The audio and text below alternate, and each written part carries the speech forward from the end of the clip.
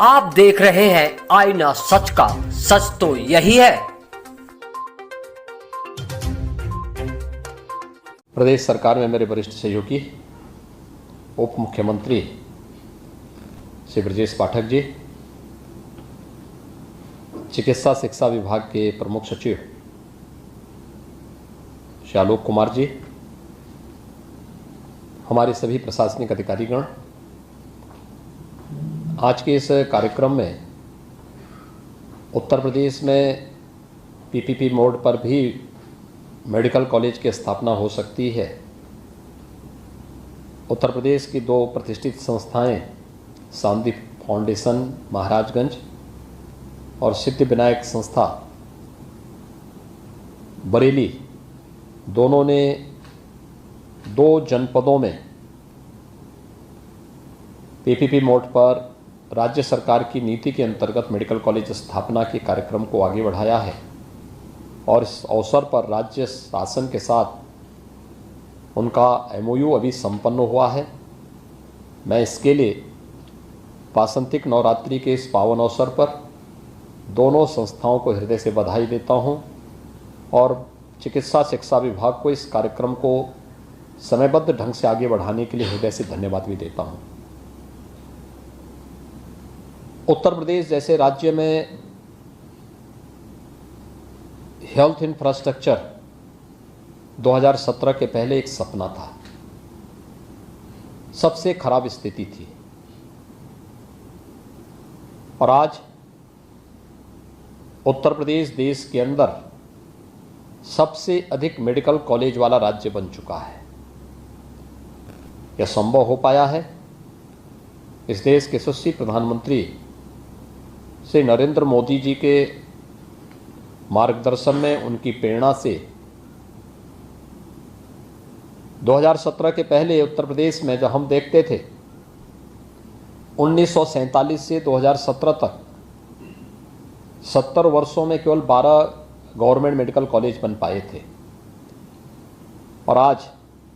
2017 से 2022 के बीच प्रदेश सरकार ने प्रधानमंत्री स्वास्थ्य सुरक्षा योजना के अंतर्गत और राज्य सरकार ने अपने संसाधनों से भी हम लोग 33 नए मेडिकल कॉलेज का निर्माण कर रहे हैं, जिनमें से 17 क्रियाशील हो चुके हैं, 16 पर हमारा कार्य चल रहा है और अगले सत्र में हम लोगों का प्रयास होगा कि हम उन पर भी प्रवेश की प्रक्रिया को आगे बढ़ाएं।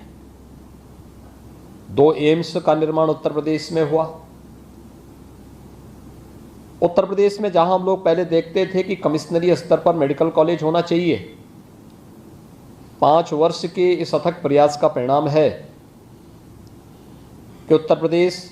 75 जनपद वाला देश की आबादी का सबसे बड़ा राज्य है और मुझे बताते हुए प्रसन्नता है कि आज उत्तर प्रदेश के हमारे 59 जनपदों में मेडिकल कॉलेज या तो बन रहा है या संचालित हो चुके हैं। जो 16 जनपद थे जहां पर हमारे सार्वजनिक क्षेत्र के या निजी क्षेत्र का कोई मेडिकल कॉलेज नहीं था,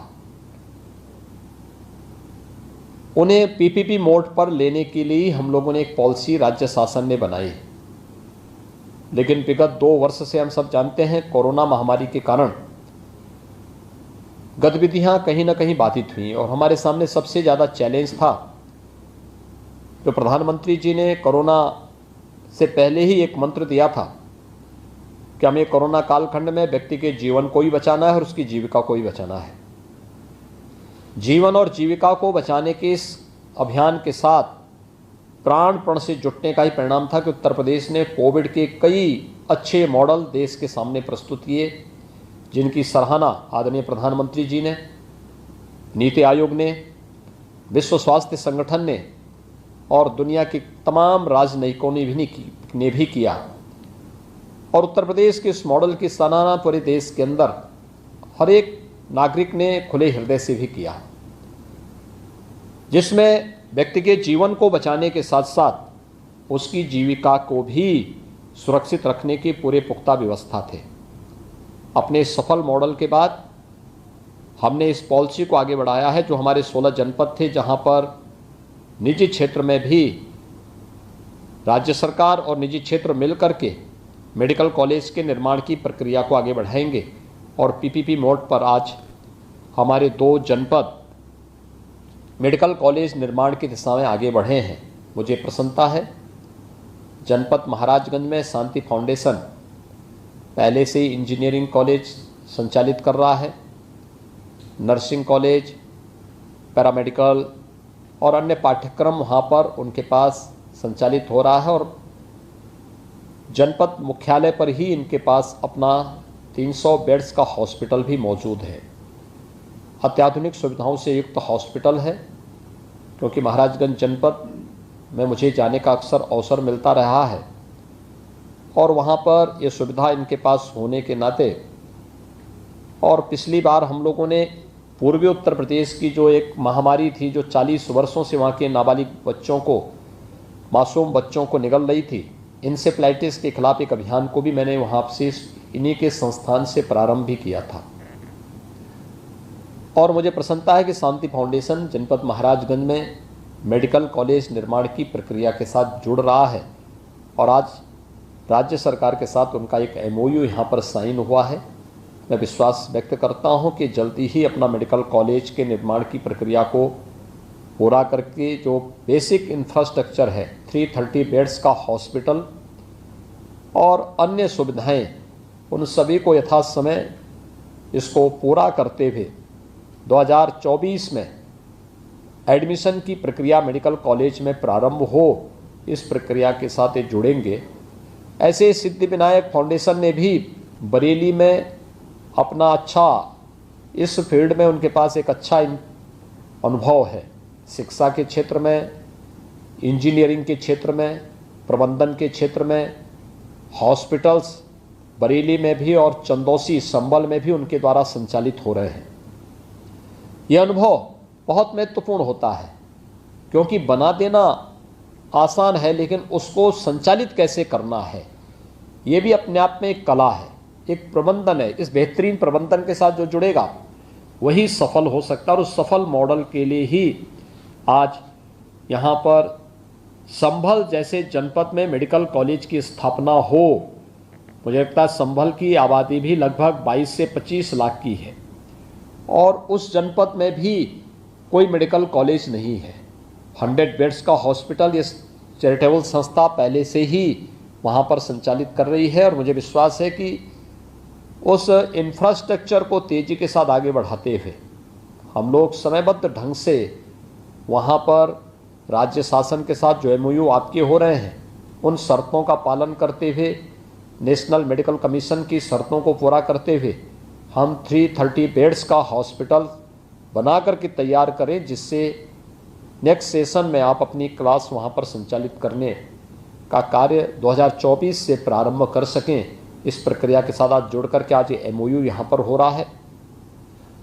मुझे विश्वास है कि जैसे आज इन 2 संस्थाओं के साथ पूरे पारदर्शी तरीके के साथ ये MOU के कार्य यहाँ संपादित हो रहे हैं, ऐसे शेष अन्य 14 जनपदों में भी एक एक मेडिकल कॉलेज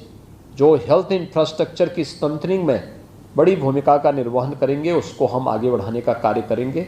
मैं एक बार फिर से राज्य सरकार की ओर से चिकित्सा शिक्षा विभाग ने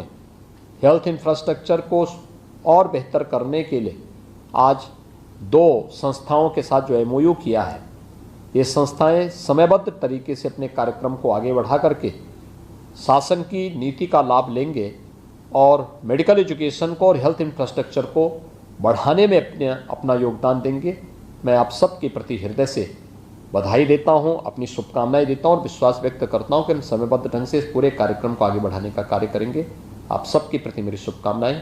धन्यवाद। जय हिंद।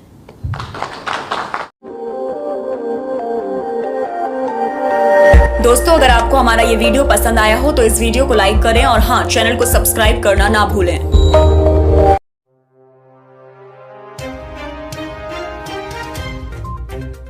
आप देख रहे हैं आईना सच का, सच तो यही है।